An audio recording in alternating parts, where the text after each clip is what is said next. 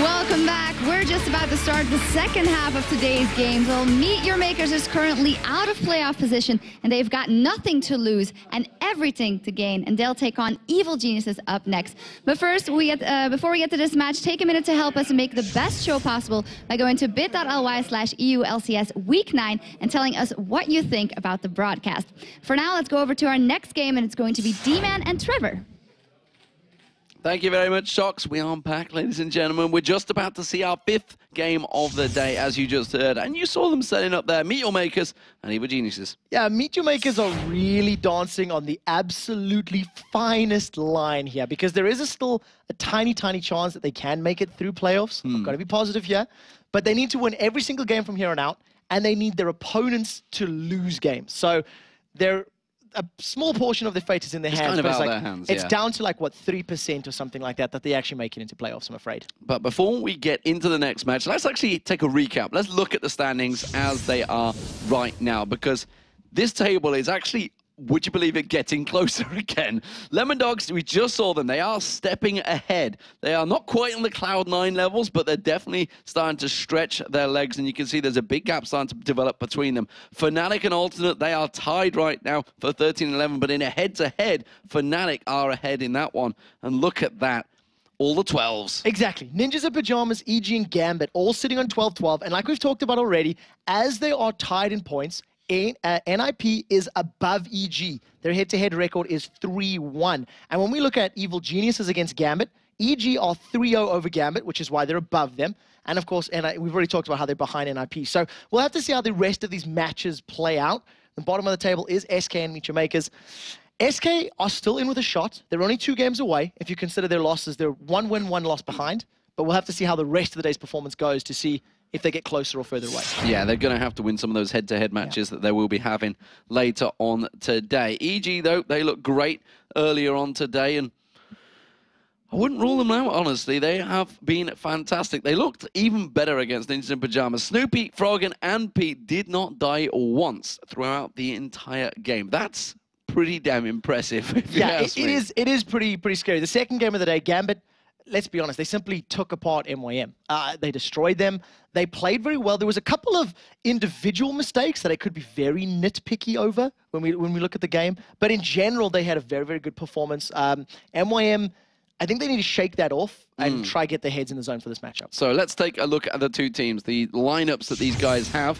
We've seen them for many weeks now, and I'm pretty much sure you're familiar with them. As you can see, it's going to be Kuban, Makata, Charu, Makla, and Libic for Meet Your Makers. And of course, for the Evil Geniuses, Wicked, Snoopy again for the second time today, Froggen, Yellow Pete, and Crepo. So let's check out how you guys have been voting over at lolesports.com. 81% of the public believe Evil Geniuses are going to win this game. The EG army is strong behind this one after the performance earlier today. Exactly. You know, you look at the games from earlier today, you look at the 2 teams, how they're performing, and then it's pretty fair, I think, to call that way. Don't forget, you can go over to lolesports.com where you can vote for the rest of the weekend's games. Still lots and lots of games to be had, and things are getting closer, so you don't want to miss a damn thing. Both Meet Your Makers and Evil Geniuses, they did play earlier today, and as we mentioned, Meet Your Makers, they took a pretty damn heavy whooping against Gambit. It wasn't close. While EG, they picked up a very confident win against NIP. EG are 2-1 up in this matchup, and last time they met, Froggen had a very big day. He went 8-1-5 with Jace on their way to victory. Yeah, and we've talked about it already, just how impactful Froggen has become in the second half of the season. In addition to that, Yellow Pete, he went 5-1-9 when he was playing Varus. And, you know, we've talked about them over and over and over again, how these 2 guys have really stepped it up for Evil Geniuses when it matters. Their playoff hopes are still very, very strong. They need to secure 2 more wins, and if they pick up a win here, it very, very much increases their chances of making playoffs. There's a number of checkpoints that EG has to hit to basically guarantee that spot, and a win here is one of those must-haves if they want to guarantee going to playoffs. Yeah, on the other side of the pond, of course, it's not quite so rosy for Meet Your Makers. After the loss earlier, they almost need a miracle. And now, well, they got to focus on getting that 7th place because they get to choose which challenger team they have if they can get there. But even that may be a big ask, who knows? They've had a lot of trouble this split after such a fantastic opening weekend. They went 4-1. Yeah, it has been a little bit of a downward spiral ever since Alternate put an end to that winning streak and really showed the weaknesses of MYM, showed that you could beat them with aggression. Meet Your Makers simply weren't able to bounce back, and they haven't adjusted over the course of the season. I have to be honest, I think they're making very similar mistakes in many of the games that they're playing. Okay, all right, bear with me here. If they want to have another big week, then you need to bring something out right now, brand new that the rest of the league has not seen from them, and more importantly, they need to do this new thing and not be outplayed. Because earlier today, Gambit, they ran rings around them. I mean, they just outclassed them and outplayed them. MYM needed to find a consistent level of their play earlier. Now they need to find something dramatic and flashy and new right now before we go into Champion Select. Yeah, and things obviously getting ready, waiting to go. As it is, we can see Froggen on your screen. He's been going big, went big earlier on today. Snoopy, he's now 4-0 actually since Shaka joined. So the pressure that obviously a jungler joining the team, a substitute jungler, seems to have worked for them. It seems to have put a bit of a burner under his backside. I also remember the first game that Snoopy played back in Tenerife was against MYM, and he set up a double kill for Yellow Pete by going to that bottom lane and just picking up very good dives, very good ganks, things that we had not seen him doing for several weeks. So we'll see if we can repeat the performance in this matchup.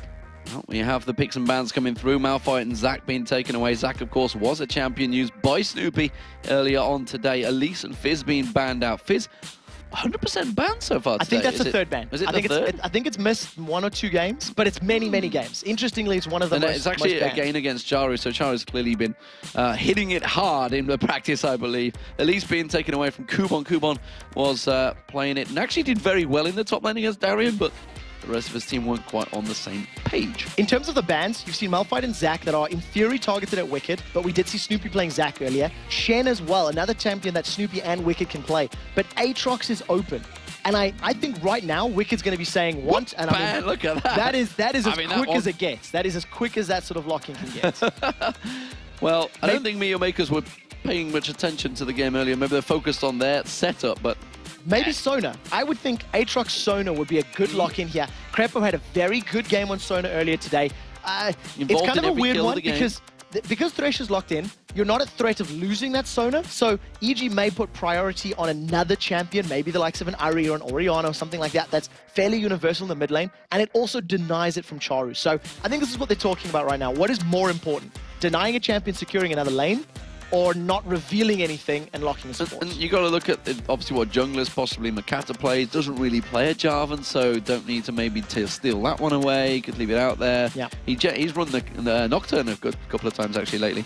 And it may be the vein for Pete. Pete has played some fantastic veins over the last few weeks, and like you mentioned in the opening setup there, he really has stepped his game up a lot lately. Yeah, Pete in particular has really sort of impressed me as the season has gone on. He's transitioned, picked up a couple different champions, didn't die in his match earlier today, and his Vayne mechanics are particularly good.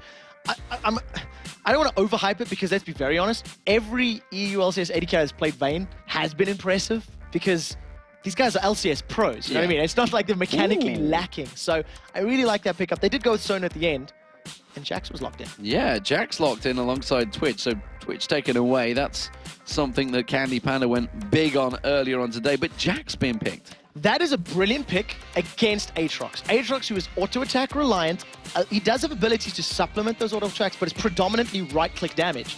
And all Jax is going to do is pop on his Counter-Strike, sit there and say, what you gonna do? Not hit me. Exactly. So I think that's me swinging my bat and thinking.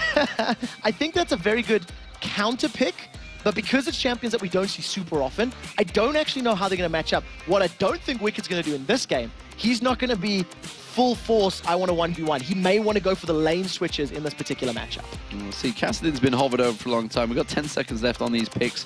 Looks like it will be Vayne this time around, as Snoopy could be taking the dog in the jungle. We'll see whether Nasus does get locked in.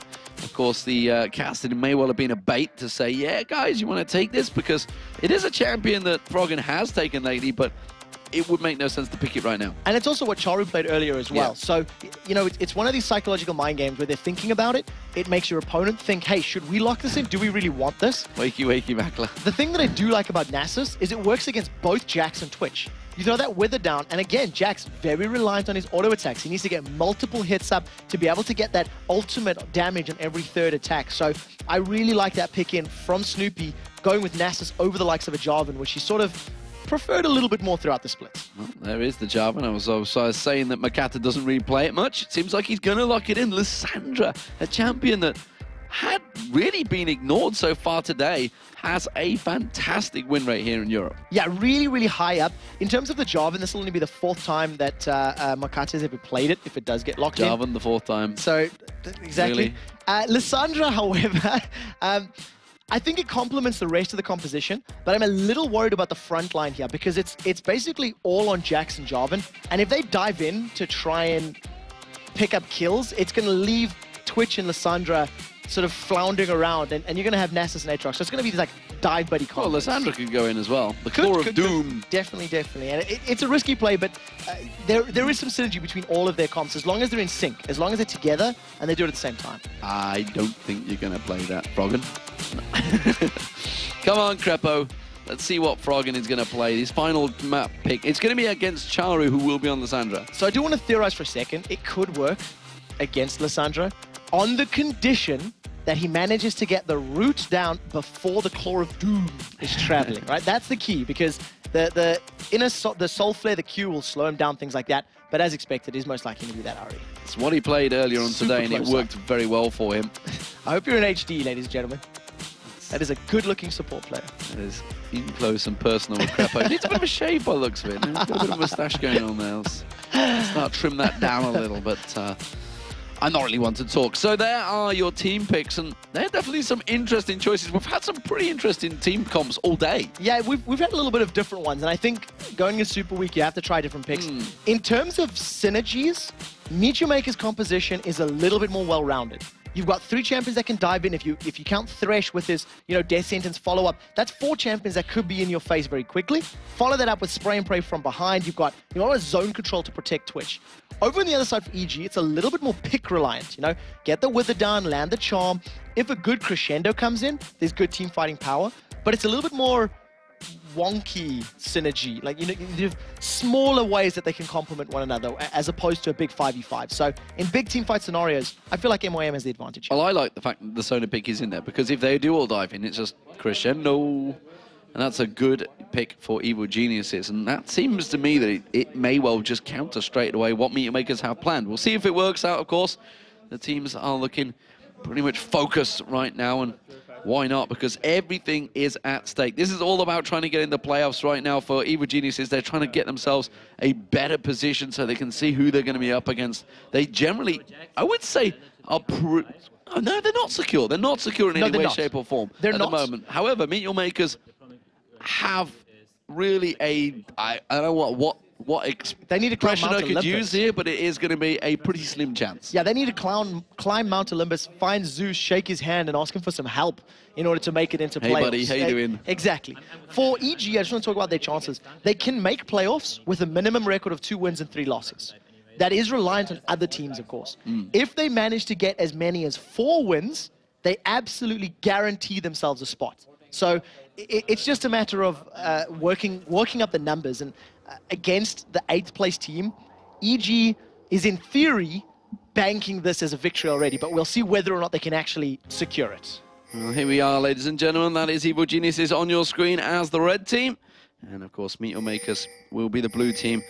And we'll see whether any of them really want to fight. Meet Your Makers used to be renowned for their season level 1 prowess. They would be so aggressive and going in, but that's not really something we've seen here in the LCS for a very long time.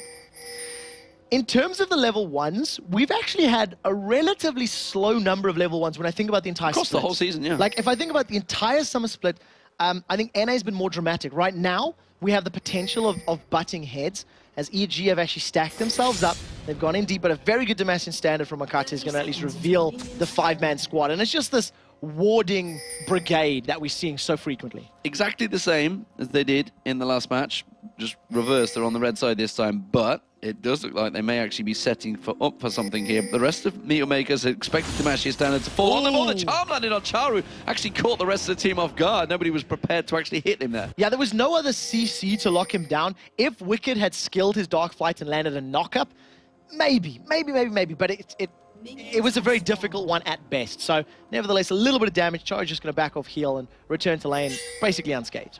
And it does mean that everybody will step away at the 1 minute 40 mark. No late invades planned, no great expectations planned from either team. So, lanes, let's have a look at those. It's not going to be a 1v1, the happy times for Wicked this time around. He's going to be up in a 2v1 lane. Makler and Libic look like they're going to take possession of this bottom lane. We'll see how that works out. Wicked probably going to be leveling up his E, his ranged ability to just farm out that one. Meanwhile, in the top lane, Jax is actually probably going to have a tough time of it up against Evane and Sona. Yeah, it is going to be very difficult for him. And remember that, you know, Wicked picked this matchup voluntarily. He wanted to go in the 2v1 because Jax, I'm pretty sure, would be able to counter him quite easily in that 1v1 setup. The one thing that Cuban's going to be careful of is the poke from Sona. When she does get her power chords down and just those, you know, him of Valors over and over. You see a very early invade from Evil Geniuses. They got the numbers advantage and they want blue. Yeah, it's a counter switch, both doing actually the exact same thing. Crepo's going over to help Snoopy, while Libic, he's heading over to help Makata. So both junglers stealing away the blue buff, so countering each other effectively here because they got that ward down earlier on. Nobody really wins out. It's just a straight-up trade. So they were well aware of one another's positions. They had vision down in the different areas, and they basically just traded buffs, which is actually what we've been seeing all split long. And you can see how much poke and damage Cubon has taken in this top lane already from Crepo alone. The 3-minute 3v1 tower dive on cue. Straight on cue. So Makata went for that one to bully out the bottom. Snoopy, however, went and took away the wolves in the bottom. Let's see if Meteor Makers actually make something of this turret, or whether Snoopy's later chance on the top lane is going to work out. He's going to come in towards Makata when as soon as that wave hits in there. He has got Wither, remember, but diving a Jax is a dangerous thing. A condemn on the wall is going to work wonders, though. He tries to use that counter strike, gets the stun on Yellow Piece, taking the tower damage. It's going to go down first. That blood goes to Makata, as I said right at the start. Sorry, Cubon. Diving a Jax on a tower is a very, very dangerous thing. Yellow Pete to tower aggro too soon. Snoopy and Crepo did not back him up. They basically said, you're on your own, buddy. He gave up first blood. Now, Cubon's going to do the best he can to defend this tower, but that is a massive minion wave that he's basically trying to get the experience and gold from while his tower's taking damage. And it's working wonders for him. He's actually jumped again at the moment. We see Makata, though. He's going up towards Wicked. This is a straight 1v1, but of course, it is a level 3 Makata with red buff against a level 2 Wicked. Meanwhile, that top lane, you can see Snoopy and Crepo, they had to back away. Cubon doing a really good job at defending this turret. Pete, though, is returning back to lane. Yeah, there was just a complete communication error in that top lane, and MYM, they secure themselves first blood, and they secured themselves the first tower of the game. Makla and Makata will take this one out in just a second and back away. A very good start for MYM in this match. 4.5 minute tower, but the top turret also going to go for Evil Geniuses. So despite the first blood faux pas that Pete has made, it has evened things up. But look at this, Meteor Makers, 4.5 minutes in, they're starting Dragon. This is very, very brave. You'll see how much damage Makata is taking. He's going to have to step away at low health and let Libic tank it up. If anybody from EG gets a slightest hint of this, they might be able to interrupt, but it's not going to happen. There's enough members around. Yeah, it was a good setup, actually. Charo had pinged it a long time ago, pinging on Frog, and I wonder what the pings were saying. He's basically saying, look, he's low mana. I've actually forced him away. He's not going to be able to do anything. Wicked out of position here. Tries to Dark Flight away. Is it going to be enough? The flash play is going to be in there. Dead Sentence thrown out. Misses. The Ignite comes in. Charu locks him up. He's going to go down. The Blood Passage, the whatever passive, well, I don't know what the hell it's called. Quick shot. You're going to tell me in a minute. Makler gets the kill. Very, very important. Bloodwell is popped. It's on cooldown now. 4 minutes. They got the flash. Very similar cooldown. And the kill went to Makla's hands. So now they have a Dragon, a 2-kill advantage, and they've even on towers. We'll see how they decide to defend these lanes, because at 5 minutes in, both of our top laners have been severely put behind. 7 CS and 4 CS right now. But look at this. Evil Genius is 3 stacking, and now for the inner turret. There's actually good damage going down into already. Snoopy putting that Q down. Cubon's actually going to get the stun onto Pete. This time he hasn't took tower damage. Charu came in with that Claw of Doom, but it didn't manage to catch on towards him. It did, however, force him away. So they managed to defend the tower, and that was well played. But the thing that MYM have to be a little bit careful of is just how much roam and damage EG are going to be applying to towers. You know, Nasus is one of the best 3v1, 3v2 tower pushes thanks to his wave clear on that Spirit Fire and the strength of Wither in those, you know, low number engagements. So for the time being, MYM doing pretty well and not making the same mistakes they did against Gambits. Interesting to see the Lipic and Makler return back to this bottom lane. Makler taking up this giant wave, of course.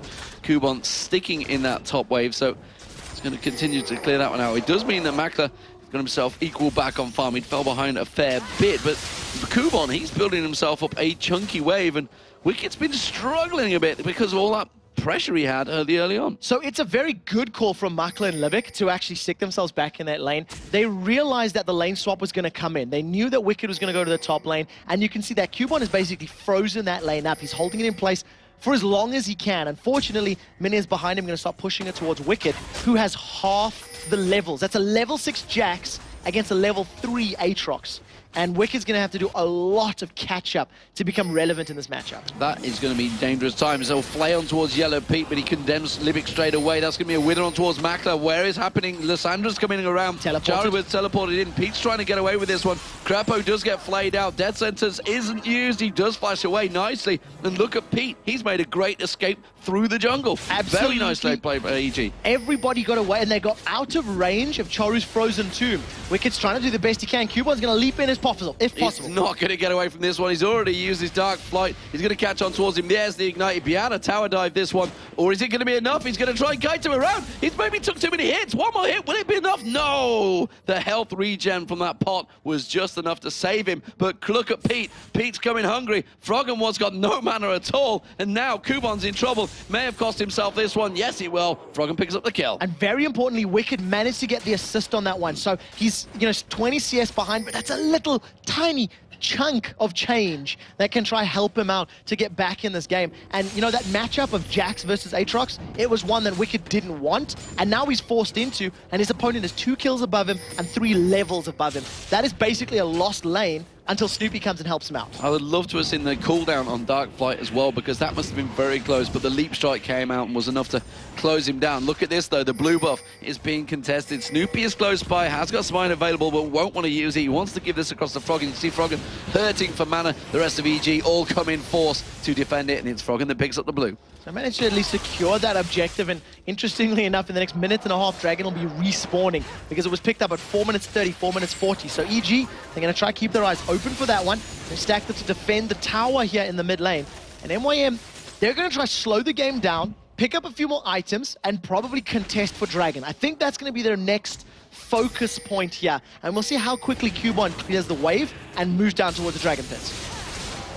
To me, the longer they leave Jax alone, he's going to become a problem if he gets beefy, because nobody really wants to lane with him right now. We're seeing Pete up there. Pete's actually going up against him, so Kubon's, a 1v1 lane, but this is a scary, scary thing. If they let Jax get fed and strong, he could be a real problem. Yeah, I feel like MYM's composition is actually a little bit superior to EG in many ways, and Jax is one of them. He's going to be able to deal with Aatrox, or he's going to be able to deal with Vayne. Just counterattack all of those, counter-strike all of those auto attacks, block the damage, and jump on top of Vayne. Right now, the hook lands on Snoopy as they get the tower. The Death Sentence's there, but the Flay didn't land, but that does. Demacia Standard goes through. He's going to get locked up, and he gets taken down by the Cataclysm, and now Crapo's in trouble. He gets taken down. Chari picks up another one. McCann taken low. Froggen tries to go aggressive. Didn't really have the mana to back that one up, and the EG are in desperate times right now. If Meet Your Makers 5-1 up, they take a turret and 2 kills. All of a sudden, Meet Your Makers are making aggressive plays in the first 10 minutes of the game, something we have not seen them consistently do throughout the season. I talked about Kubon pushing the wave. He's pushed it out. 35 seconds on the clock. My question is, does he go from the base to the Dragon Pit? Because that spawns in 30 seconds, and I think he may reroute in the not-too-distant future. Well, we'll see. Yep, and there you go. He's changing direction. Looks like it is going to be the Dragon. The timer has been called. Wicked trying desperately. He's only up to level 6 right now. Still 2 levels behind Kubon. Effectively trying to farm his way back into this matchup. He was locked down so heavily early on in this matchup. He will become a problem eventually.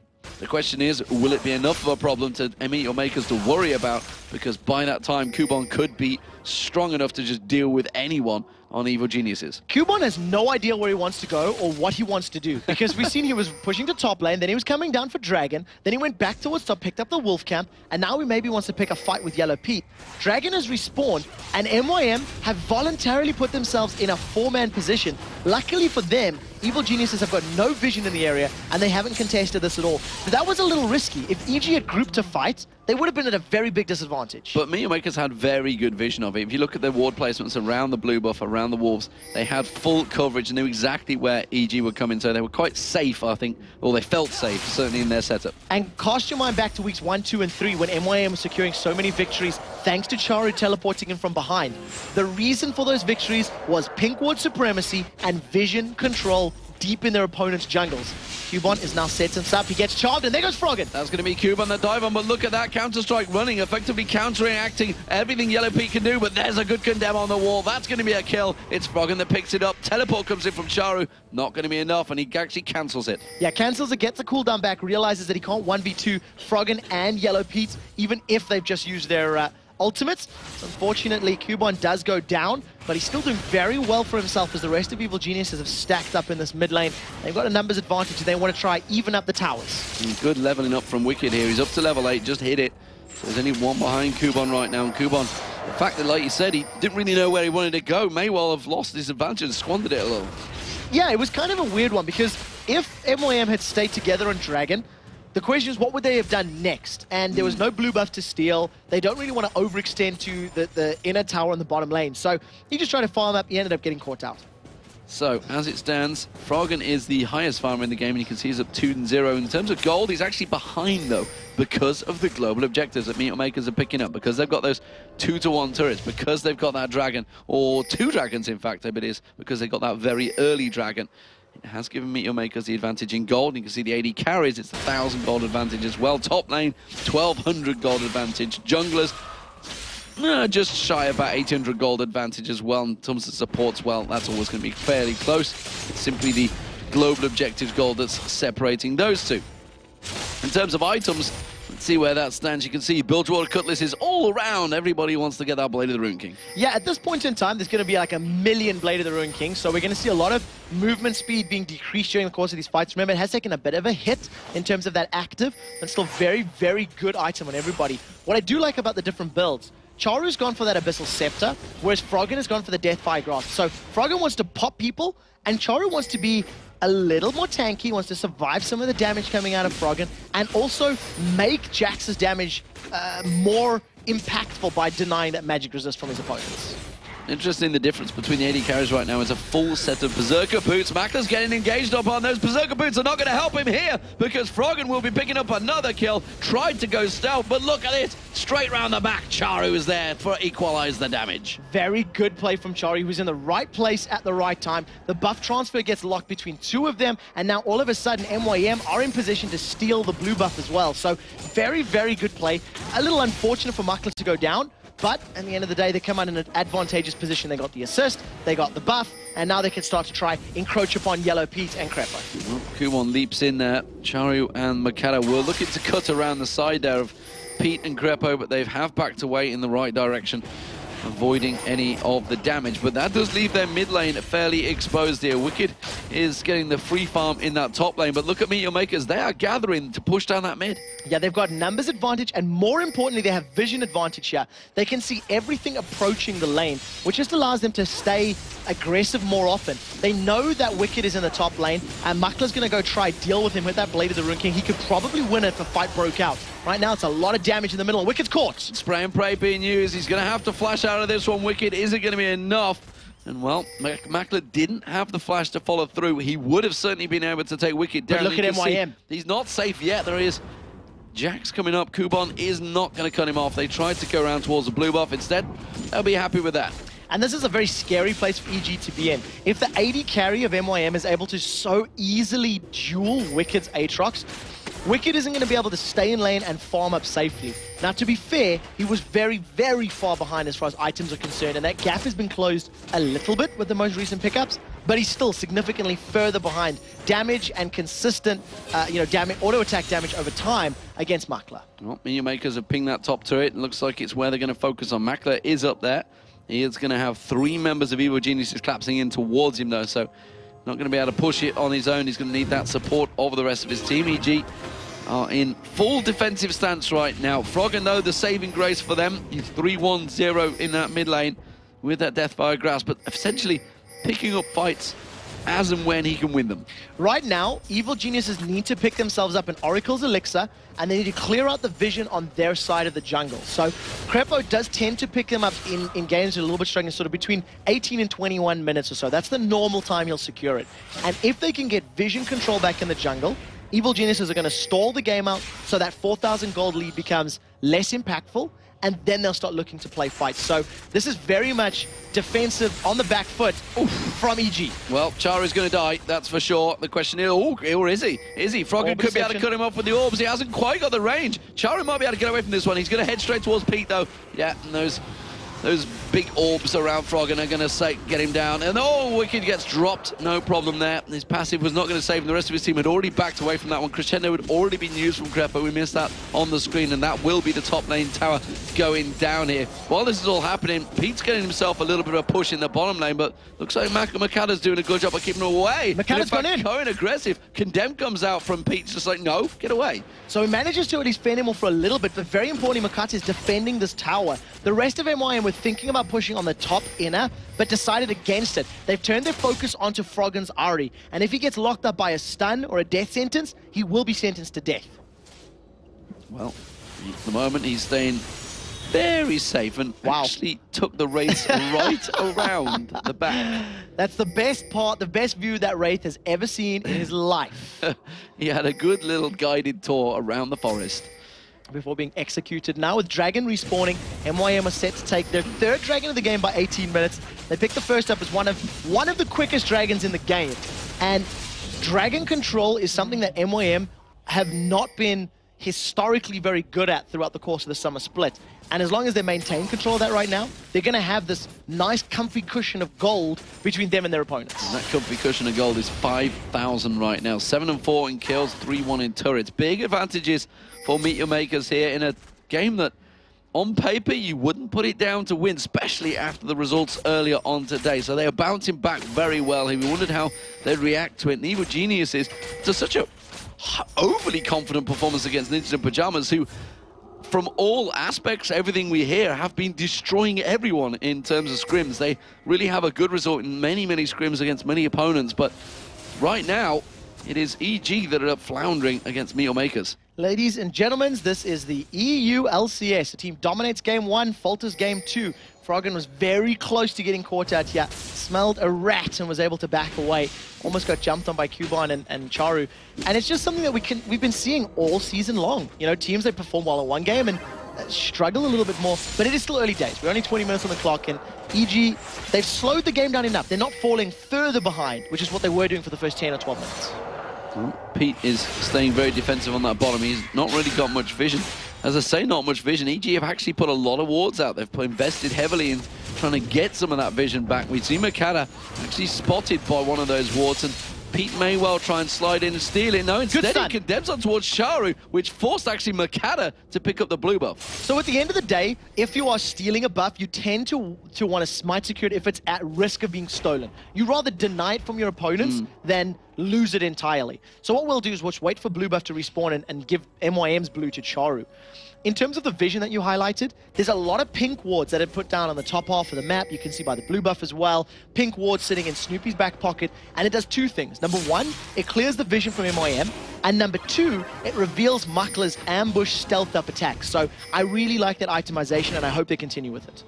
Froggen stands and waits, but look at this. Kubo knows exactly where he is. They both know where each other are. Look in the mid lane, though. Throws out that charm. Yeah, it does mean he's just simply distracting him enough. And that is a very easy turret. Meet Your Makers in full control. Froggen is going to have to teleport away from this one because they are collapsing in on his position. Will he be quick enough? Cubon thought about trying to go in towards those bushes and distracted him, but wasn't quite sure if he could take him in a 1v1. Yeah, Cubon is very afraid because he does very well against auto-attacking champions, and Ahri, who's just going to DFG and spell death you, is very scary. There goes the Cataclysm. They've called Crepo and Snoopy. He does dance to use the Crescendo, just flashes straight away from that, but two flashes burnt there. Two flashes burnt. I'm flabbergasted at that Crescendo. Not only did it lock up Makata from doing anything further, at absolute max range, it caught Charu as well. Whether or not Crepo aimed it to hit both, or Chari just ended up there with the Claw of Doom, it worked out. Libic, however, if he gets a death sentence, this is going to be a dead Yellow Pete. Throws out the lantern. He does actually. Yellow Pete's going to take him down. Yes, he will. Manages to roll through, but look at that stun. Is it going to be enough to slow him down? The Wither comes in. Makla's going to get caught out. The lifesteal is not going to be enough. He might be able to turn this one round. Snoop is in trouble now. He's going to have to try and get away from this one. Makla might be able to kite this one out, and you can see he's doing it. No! The big hit from Snoop. He comes down. Don't mess with the dog. That siphoning strike, if that had been half a second longer, that would have been a dead Snoopy and a double kill for Makla. But he manages to pick the kill up. At the end of the day, they trade 2 for 1. So, you know, a good counterplay, but Yellow Pete was caught out. Hook, line, and simpler. One of those things where you just hammer in the Q key. Come on! You can do this. Hit the damn thing. Froggen, though, he's going to be clearing out those raids. He is the saving grace, as I mentioned, for Evil Geniuses. But that, right there, was the first 2 kills that EG have actually picked up that didn't have Froggen's name all over it. Because that is finally 6 kills for EG. Right now, though, Meteor Makers are still in the driving seat. 5,000 gold advantage right now in the 22-minute mark. EG have to try and pull something together if they are to challenge for any of those higher spots in the playoffs. They're going to continue stalling, though. That's the thing. They want to continue building up some more itemization. They want to look for picks if MYM overextend or stay where they shouldn't be. And what you'll notice is MYM's vision is getting significantly less. And what that means is EG are going to start being in a position where they can actually challenge dragons and start fighting more on their terms. Well, we see Meteor Makers having to back off from Evil Genius. He's stepping up in the mid lane, actually. Starting to group up. We see the Makla's wriggling his way back up towards that mid lane. And Meteor Makers in a pretty healthy position still to hold this one off. You can see the Phantom Dancer has been completed for Makla. There's another set of wraiths for Froggen. Froggen really is farming. They're hitting those wraiths hard right now. He's a little bit behind in terms of build right now.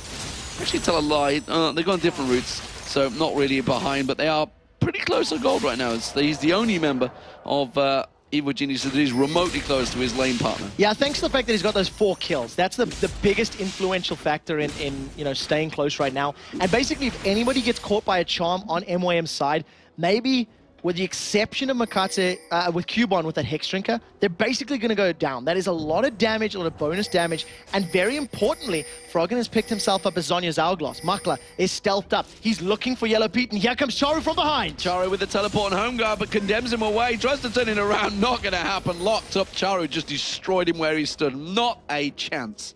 Yeah, exactly. You know, teleported in, locked him up with a tomb, and now all of a sudden, Froggen instantly replies. Instant reply, and that's the AD carry of Makla going down. The rat was skewered and destroyed right there.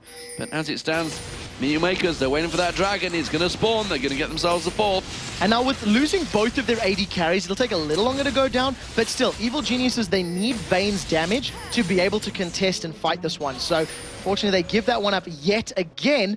But what it has allowed is all of this time has given Wicked the ability to split push and start taking down these towers. So, uses his ultimate, and that, of course, we saw it before, is a very fast tower destroyer. So, Wicked, the tower destroyer, is working well. But Cubon's straight on towards him, and he's actually giving up. They're not giving up chasing. Oh, he's not going to follow through. Froggen, though, he's in trouble. I don't know where he's going to go here. He flashes past the tower. Has not got his ultimate available for quite a while here. Charu surely going to pick him up. No, misses the charm. Just managed to get some more damage down. Charu's still taking a bit of a hit here. He will finally get locked up as the moment the Makla comes around. The explosive cast catches on towards him. Uses the Sonya's.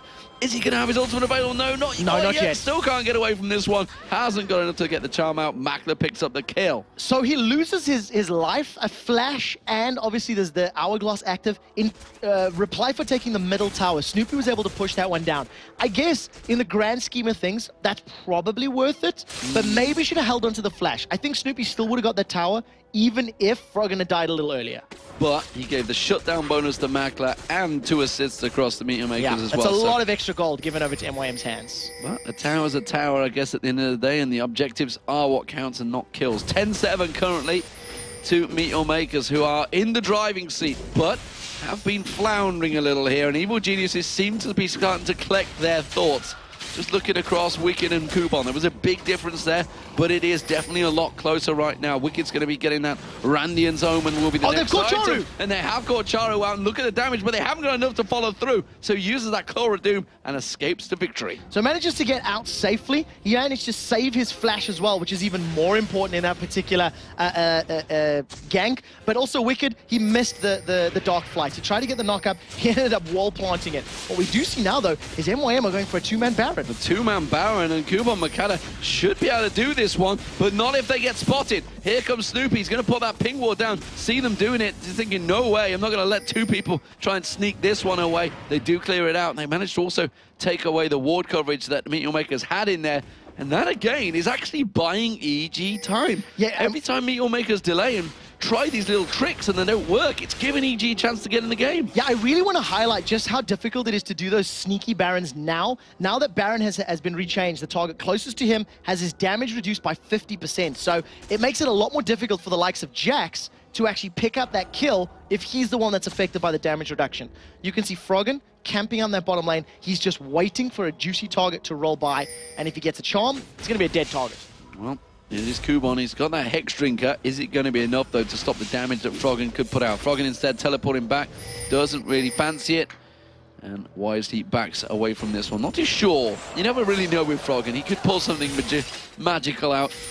Majestic plays that he often does. But Wicked, he's definitely got himself back into this one. Was well out of the game early on in that lane phase. Meteor Makers did a grand job at shutting him down. But you can't shut Wicked down for long. And has it been enough? Have they let him go? That's the question. There is still a big goal difference, a big goal disparity, but as the game progresses, as the gold heaps up and gets larger, that 5,000 gold is going to be less and less of difference. And remember, we haven't actually seen a full team fight, right? If you think about the entire 30-minute game so far, it's been picks that MYM have been slightly more superior at making. They find someone, they kill them, they take an objective. They find someone, they kill, and they take a tower.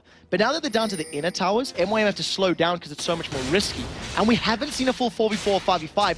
This could be it, as EG have stacked up in the mid lane. EG pushing straight down the mid lane. Kubon wasn't there. He was trying to push up the top, the bottom inner turret, and that's actually bought EG time to get in towards that Baron pit. Will they go for it? I'll be surprised if they do. They're pulling MYM. Well, we'll see if they do pull them, because MYM are not falling for it. They're starting to stack up. Actually coming in from pincer move here. Libic throwing out that Dark Passage, continuing to go. Ooh. You saw Charu thought about going in there. Meteor Makers gather very successfully. They have such a quick closing team, a gap closing team. Yeah, I'm really happy that Charu didn't follow that up, because if he followed the Claw of Doom up and landed, he would have been condemned into the wall, or crescendoed probably, because he's seen both Vayne and Sona within range and realized that was a very risky move. What MYM now have is they have the positional advantage, they got the numbers advantage, and they're going to try to take out this bottom inner tower. They may well have enough to do it. They've only got 1 minion, so they're going to have to tank this one up a little bit. Have they got enough there? Snoopy's in there, puts the Wither down. They do manage to force him away. And that is only half the turret damage gone down, but still, it's enough. It's a good start. We do see Wicked putting that ward down, getting vision, and Meteor Makers are going to back away. Very importantly, the next time MYM do that, they'll secure the tower. And that's really what counts at this stage in time. They're sitting on a good amount of money as well, so gonna go back, spend a little bit of that cash. You can see Charu 1,500 gold, you can see Makla 1,700 gold. So once that gets spent, I think MYM will be trying to look to force fights, but I don't really see how they can without maybe a tower dive or catching Evil Geniuses out, because right now, EG are just playing so incredibly defensive. They caught Kubon, and Froggen's thinking about it. And Froggen realized, I'm not too sure he can take this one. He needed the help of Pete. Pete comes around now. Pete certainly put the damage down. Gets that condemned out towards him. Takes him down. But look at Charu. He comes in. Melts one. Melts another as well. Pete's going to go down. He got taken very low, but it was enough to get the kill. This could be Baron for MYM. They're thinking about it. They've got 4 members up. Makla is there with the Last Whisper, Phantom Dancer, and the Blade of the Ruined King. So as long as EG don't interrupt them, they should be able to pick it up. They're clearing the vision out, and you can see EG stacking up. They've got 3 members there. They're thinking about it, and now they've actually started Baron off. They know that they're around the side. They have Crescendo. Wicked has his ultimate as well to dive himself in there. It's the Massacre, I believe it is, to launch himself in. You can see him off the side. The passive is also available. Snoopy's going to have to flash and try and steal this one with the smite. Instead, it's going to be Wicked. They try and lock up. Is it enough, though? Because Charu's been caught out around the side. Now they're going to go on towards Makla. Makla gets taken down. It's a double for Wicked. Makana's been taken low. Snoopy backs away. Libic might get dived on here. The Dark Flight will be available for Wicked. Where's he going to flash towards? Makana chasing on towards Snoopy. Snoopy. Snoopy runs away from this, and that was a great counter from Evil Geniuses. A 3v5, they managed to pick up 2 kills. Yeah, very, very good play from EG. They engaged upon, I think it was the 4 members of MYM in the pit, managed to lock them up, get 2 kills, and more importantly than getting the kills, they actually prevented the Baron from starting. And the 2 kills that were secured were for Wicked. That is a double kill on the most starved player on the Evil Geniuses team. So very, very good play and coordination from them. So the 2 carries of Froggen and Pete, who were taken down in that last fight, are back available. And that means, of course, that they will start setting up. The Dragon is live, and for the first time in the game, EG are in a position to actually try and fight for this one. Gold, still 5,000 gold between these two. Not really changing. It's actually shrinking a little bit in favor of Evil Geniuses. They managed to close the gap to around about 4,500 gold right now, but look at MYM Makers. They are ready and waiting to go for another Dragon. There's no vision here from Evil Geniuses, and they've got a really quick Dragon-taking team with a Twitch, with a Jarvan, with a Jax. You'll see how quickly this gets shredded. And I think one of the reasons that, you know, EG are doing well, if I can say that, is 5,000 gold at 15 minutes when it's 25 or 30% of the total gold is massive. But 5,000 gold when it's 40,000, and it's only now 15%, approaching 10% of the gold difference, it's significantly less impactful, and very big items are completed. You can see the Randy and Zoma in there for Wicked, so that'll help him out against both Jax, Jarvan, and Twitch at the same time. And Wicked has actually surpassed Kubon in farm as well now, so he's definitely gained himself up there, kept up now, equal with levels, definitely clawed his way in. And MYM Makers, you can't help but think, have they spent too much time maybe trying to get this Baron? They've made 2 attempts at it so far, and both of them effectively backfired. While this is all happening, Pete's getting himself a lot of free farm down that bottom lane, keeping those wave clears. MYM Makers realize that. He's a long way away from the fight, should they begin on Baron. I still think I like the MYM composition when it comes to a full-on 5v5 team fight. When I think of a Jax Counter-Strike maybe hitting 2 or 3 people, Cataclysm locking a few in, you know, Frozen Tomb locking people up, plus Spray and Pray on top of all of that, I think it's a little stronger than what EG can offer. But if EG can get a pick, they can get a charm and burst someone down, that's going to be very scary to deal with. And we'll see how it works out, as this is a fight. Makata jumps in, but doesn't really land the target. They hook in on Snoopy, but Snoopy's not the one they want to go for. And you see Froggen insta-killing Makata there. Wicked still handling Makla. Makla goes down. Libic's the next focus. Wicked is doing damage. He's finally going to get taken down, but he's got his blood well available, so the passive will come up. Charu, meanwhile, he took down Froggen, but instantly got replied on. And ironically, it was Crepo that picked up the kill. It's a 3-4-3. Yet another brilliant crescendo there from Crepo, locking up 3 for 2. 3 for 2 at the end of the day, locking up both Charu and Makla towards the bottom of that river area. And we had sort of a split thing, but the one thing that's important to note, Wicked was pulling multiple members of MYM away and containing them. He held them in place, held their attention, and allowed the rest of EG to deal damage and finish people off. Kubon, however, scarily, basically took out Froggen as well. Locked him up, stunned him, and with the help of some Charu damage, managed to kill Froggen. They're sure... Libic is very low on health. This surprises me. He's very brave. I'm seeing this one. Is it going to be enough? Kubon, yes, you are strong. Yes, you've got a Warmox, but have you got enough to take it down? Teleport from Charu in the top lane right now. Coming in. And the Teleport rest of Charu. EG. So the thing is, Kubon is low, Libic is low. If EG gets here in time, this is going to be a very good fight for them. As long as someone else is tanking Baron, Kubon's going to finish it quicker. Libic is running away. Well, Crescendo is not available, but look at Pete. He goes straight in instantly. You have to see the counter-strike from Kubon. EG now looking to see if they can get any picks. If Snoopy can land the Wither on Makata. Oh, he's been caught with a Condemn on the wall just as he was about to Demacia stand and slide away. Didn't happen. That's the jungler gone. That's the smite gone. EG, turn it around. They're going to get Baron. Everybody from MYM was backed off. Terrible mistake. Makate missed it. He missed the pull. He landed the grab, the flag. He tried to drag, and he just got knocked into the wall. Evil Geniuses now pick up the Baron. This is going to close the goal difference. And with the statistics that Baron gives you, EG are now in the advantage. Even though they're 3 gold behind in total, if you add up all of the other statistics that it provides you, the attack damage, the regen, the ability power, EG have now all of a sudden taken back control of this game. And that gold, we always talk about how big of an advantage Baron is. It effectively gives like an 8,000 gold swing. And just look at the gold advantage. It's down to 2,000 already. EG pushing on through. And I'm not too sure they can stop them getting on towards this inhibitor turret. Kubon is teleporting back. He's finally left that bottom lane. The rest of EG to realize we've got a big advantage here, guys. Let's back away. Let's take stock of the situation. So now the goal for EG is to ward up MYM's jungle, ward up the map, and you can see how many wards they have in the blue half of the map on behalf of Evil Geniuses. And then they want to start looking for some picks. They want to start picking fights on their term, because now they're in this power play for the next sort of 3 or so minutes. And if they can catch people from MYM out, that's going to be the tower go, the tower signal. And you can see there's 2 towers in the bottom lane. So why force an inhibitor one that's risky and scary when there's easier objectives elsewhere on the map? Well, EG are... Ooh, I thought Libic's thinking about going for it. Doesn't want to go in towards there, that's for sure. Should throw out the Demacia standard. I think Mercado, which is... But either of them, they're contemplating it. And Froggen look for the charm. Snoopy just wait.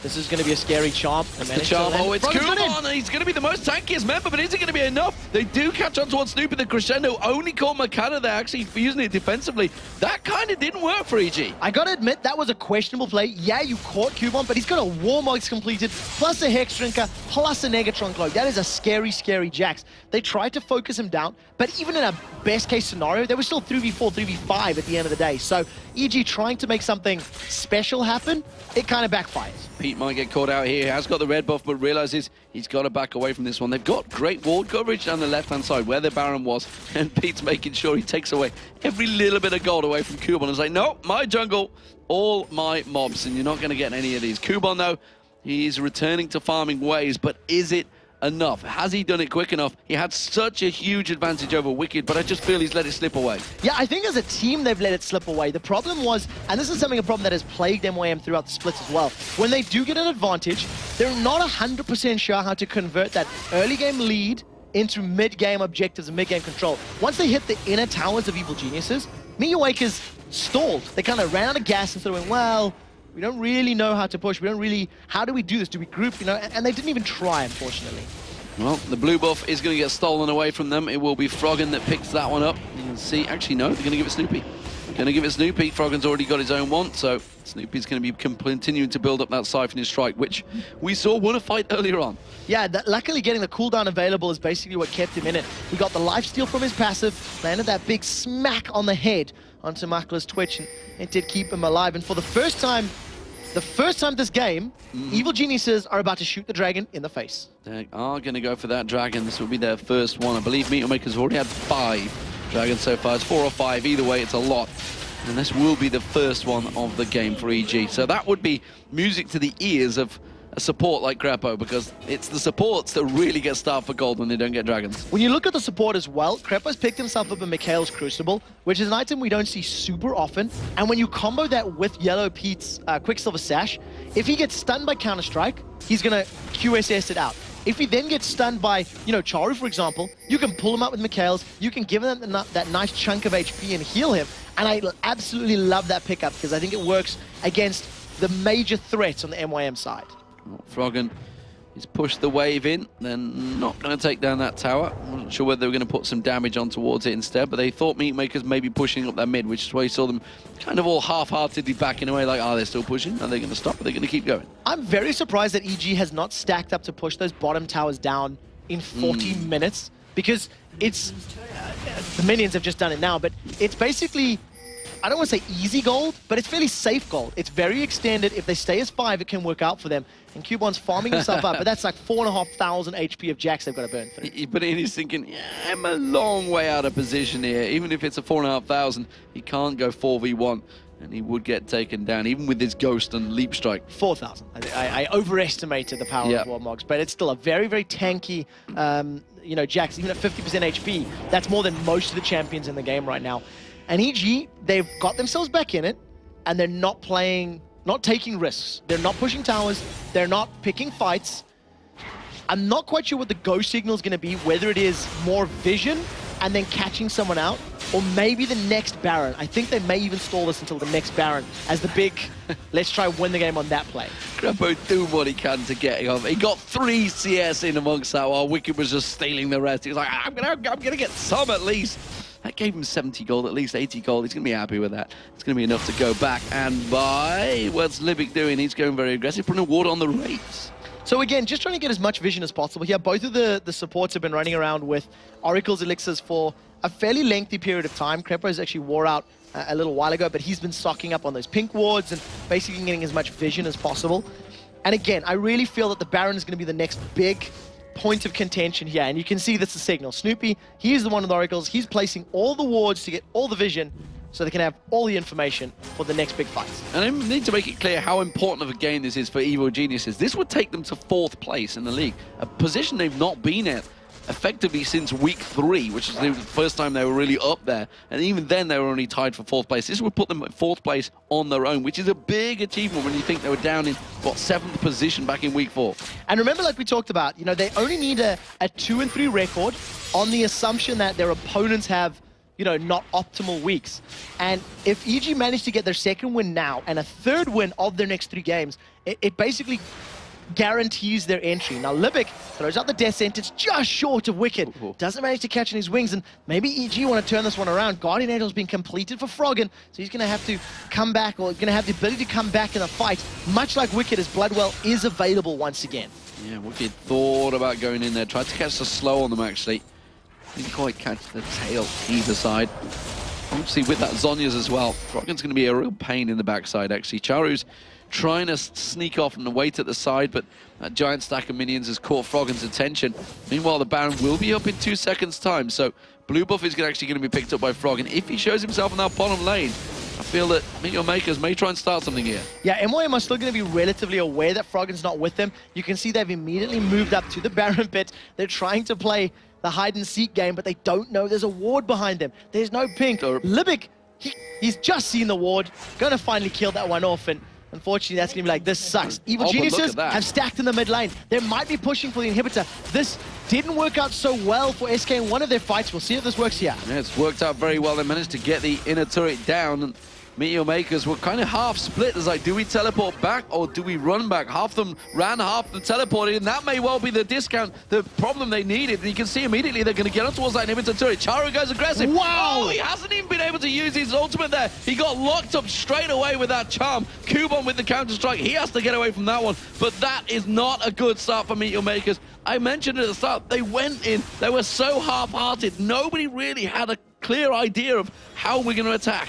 Those pincer attacks seldom work out at this level of play. More often than not, those 3 from the top, 2 from the side type of fights work against you because you're stacking, you're jumping into a group of 5 members. They can focus a single target down way more effectively. Now, Mokate might try and steal this one. Baron's down to 6,000 HP. The rest of Meteor Makers are here. The question is, who goes in first? The answer might be Libic. Look at the bottom lane. You can see Makla's miles away. Makla's sneaking in. He's going to go for an inhibitor turret. There's a giant wave of minions for EG as well. They are going to go towards Yellow Pete. Yellow Pete flashes away. You can see Makala goes in. Is he going to be able to smite it down? No, because he's not low enough. That's an inhibitor turret going down, but that is Pete also taking down Makala. There's the Baron. Now you can see it's another kill being picked up. They're going to chase on towards it. Charu is about to respawn. Froggen is all over and completely destroying the rat. He's been melted. Makala goes down, but he got a turret for it. Is it going to be enough, though? They're going to continue chasing Libic. Oh, the flash, the wither. Didn't hit. Oh, he didn't manage to get the wither down. They both flashed at the right time.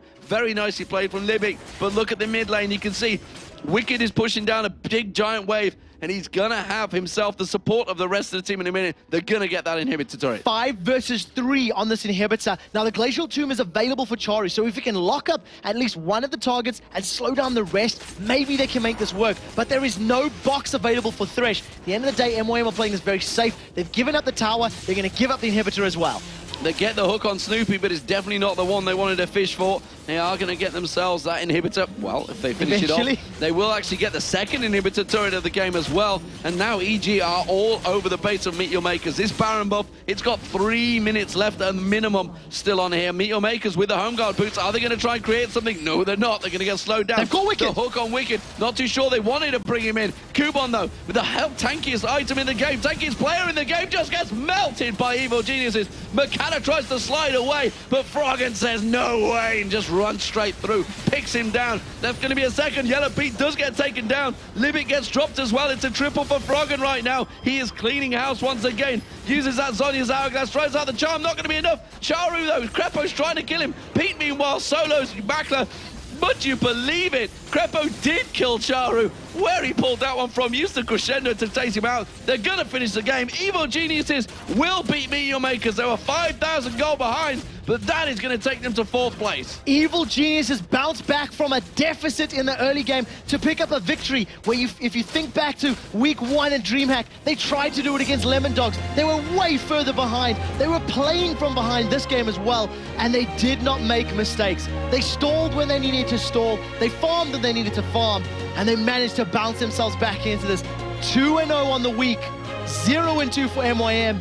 I'm pretty sure that means MYM cannot make a playoff position now, unfortunately. They have too many losses to their name, and you can see the look of relief across every single member of Evil Geniuses. And we could say Snoopy technically 5-0 since he's picked and chooses his jungle matches, but it seems to have worked. Whatever Evil Geniuses have been doing over the last few weeks, they are certainly playing when the pressure is on. The pressure was certainly on there. 5,000 gold behind at 1.4. Really, around about 20 minutes of that game, they were up against the pressure of Meet Your Makers. They were taking turrets down. They took 5 dragons down, Meet Your Makers. Yeah, EG hung on. They managed to fight their way back into it and brought out the victory. Like you say, 2-0 in Super Week. It's a very good start for the Evil Geniuses fans. If they get one more victory, I think that pretty much clinches them a top 6 position. We'll start running all the math as we start to get more of these matches completed. But at the end of the day, EG just did not make a mistake. Once they got to the mid-game, once MYM let off the pressure, they were able to absorb it, soak it up, you know, fend off the blows, even with Yellow Pete. I mean, he got caught 2-3 times in that bottom lane, but it didn't cost him anything. And that's what it seemed to be. Once Meet Your Makers, they took the 3 outer turrets, they were just like, what do we do now? Don't really know what we do now. They took the blue buff away many times, constantly farming the dragons. They just didn't have that extra step. I feel like MYM did not force a 5v5 team fight when they should have. When they had the gold advantage, they had the compositional advantage. If they had picked the fight, landed some abilities, locked people up in Cataclysms as a 5-man unit, not as a staggered, split up, it actually played into Froggen's game. Froggen really and Ari, that's exactly what he wants. Yeah. How many times did we see him waiting in the bushes saying, I'm going to get a kill in a moment? Yeah, and sure enough, he'd follow one up. At some point, somebody's going to walk past. He's going to land the charm, get the full combo done. And again, it was just a matter of, I think, MYM, a little bit of lackluster decision-making in the mid-game, and EG realizing what they needed to do to play it perfectly. It took a little while to turn around, but EG did pick up the win over Meet Your Makers. We're going to go over to Joe and Jason to take us through that 50-minute game. Thanks a lot, guys, and what a game it was. 50 minutes long, not a very stark contrast to our 2 games today, which were both under half an hour, but talk us through that, because Meet Your Makers, you know, they had a strong start in their level 1, which is something that Yellow Pete might want to forget about, but we're going to talk about it anyway. Well, yeah, we saw Jax come in. You instantly looked over at me like, Jax? Yeah, I like some Jax action. So yeah, we saw a level 1 dive happen. Yellow Pete unfortunately got stunned under the turret, stayed a little bit too long, did die. Because of that, Kuban had a giant lead over Wicked, and Wicked couldn't go up against him 1v1, and you saw that throughout most of the game. Until Meet Your Makers had such a lead, they had like a 5,000 to 7,000 gold lead, they just kept forcing Baron over and over, and they weren't able to take it, and that is really where they became, or really where they started to unfold. Yeah, I mean, talk to us about that. What were they thinking there? I mean, once you can do it once, right? You can go in there, force the fight, lose out a little bit, and then say, well, that didn't really work. Let's push some towers. Let's do something else. But they kept going there time and time against that Baron, and well, we saw what happened. It got turned around. I think if we answer that question, we have to think back to Meet Your Makers weeks ago, many times, where they would have a 20,000 gold lead. I believe it was versus Lemon Dogs, and they weren't able to close out the game. It took them a long time for that to happen. It took them like 2 or 3 Barons. They've had multiple games like that where they just don't know how to finish. Right there's a perfect example where they didn't know exactly where to go next. They're like, all right, let's keep trying Baron, let's get that, and then start to push for the win. But they had 2 free turrets top lane they could have pushed. They had a middle turret they could have pushed. They had a bottom turret, I believe, that they could have pushed. But they just were focused on that Baron, and because of that, EG were able to keep them off it over and over. Even though EG was so far behind, it didn't matter because they had Baron on their side attacking them. It gave them that opportunity to get them low, to push them away, and constantly pick up a little bit of kills here or there, pick up some objectives here or there, and really close that lead. Well, thanks a lot, Jason. Solid win. Congratulations once again to Evil Geniuses. We're going to head over to Shox, who's sitting by with Crepo. Thanks very much, Crepo. I saw you shaking a little bit after that game because it was actually incredibly close, and I think coming off of a win you guys earlier in the day and MYM coming off a loss, was there a danger of being too confident and they got kind of the upper hand there in the beginning? I don't think we were too confident. Like coming into the match, we definitely said like don't underestimate them. The game basically went wrong when we tried to dive a Jax early. Normally you don't want to dive a Jax because he has flash. This Jax was running Ghost, so it's more predictable where he's going. But then I think we forgot the threat from the TP. We didn't realize Froggen would cancel it. It was just mechanically badly executed dive, set Wicked really far behind, and that like made us have to tiptoe around like an over-leveled Jax, and them having so much map control during the early game. I have no idea how we did it, but somehow we came back into it. Yeah, is there a certain moment? Because of course you had a very long dance around Baron at a certain point. That might have been it, or? I think it actually started on our first base. I had a base with like 700 gold, which normally if you're this far behind, you have to invest in a lot of wards. I actually built my Philo Stone there, and then Pete took over and he bought 2 wards for himself. So we kind of survived that window with a limited vision, but it allowed me to constantly have my gold per 10 ticking, and then it allowed me to invest a lot in vision. And Froggen was playing like a monster, doing picks all the time. Like he kept winning those 1v1 matchups where he would pick somebody off, and I would just constantly invest all my money in vision until up to the point where I could actually finish my first support item. And then you built Michael's Crucible, whatever you call which is very situational. Why did you decide to go for that one? What did it bring? With the new 3.10 patch, you can build a little different on supports. You're not forced anymore to go for the locket, and it allows people to think a lot more about their builds. I like Mikhail's because it's really good against Jack's AoE stun and Lissandra's ultimate. It's pretty much a free cleanse, and it allowed, basically if a Vayne wants to survive a Lissandra, she has to run cleanse, but then the damage just kills her, so she still has to run barrier anyways. But Mikhail's Crucible allows you to give the cleanse to the Vayne, and combine that with a QSS, you can survive those team fights. Anybody who gets caught then gets cleansed out, and it's really, really hard for the enemy to predict as well, because you want to focus that one target that is crowd controlled, but if he suddenly is released from that crowd control by something you don't expect, it can turn a tide in a team fight. So very useful for you in this game. Is there anything else about the 3.10 patch that you say as a support, wow, that's really nice, or the disappearance of the Runic Bulwark that you say, damn, I miss it? Or? I never really built Bulwark myself because it was too expensive. I like the new locket. You can still build it on some supports. I really like the change to the towers as well. It's no longer the case where 2v1 lanes or 2v1 lanes proceed in the same manner every time. There's more room for personal playstyle and whatever, so I like 3.10 patch. I like it a lot more than 3.9. All right, so that's good for you guys. 2 wins here, of course, in the process, dealing the killing blow to MYM's playoff dreams, but that's the name of the game, of course. So for you, especially, what does this mean if you're able to go 5-0 in the next couple of days? Because you've been there, you've been at the World Playoffs, you've been there in Los Angeles on that big stage. How much does it mean? How much do you want it? We just, it doesn't, regardless of whether like a win gets you a standing up or down, or it doesn't matter, you still want it for the confidence. You just want to get to the point where you're feeling on a roll and you want to get the 5-0 and then go into Gamescom like super strong as a team. But we still have to watch out for stuff like this, like early game, like we screwed up really, really hard, and we need to stay really focused, assess all the threats, and just play game by game. How important is baking pancakes in the morning for that winning recipe? I'm afraid we'll have to eat pancakes tomorrow again, and if we do, then it's pancakes on the next day as well, and then Gamescom's getting pretty close, so it'll be a lot of pancakes in a lot of short time. Not so bad eating a lot of pancakes, actually. Okay. First world problems. First world problems. Thank you very much, Crepo. All right, we're going to take a brief intermission, but when we come back, Fnatic tries to reel in one of the top 2 spots, and SK tries to keep their playoff hopes intact.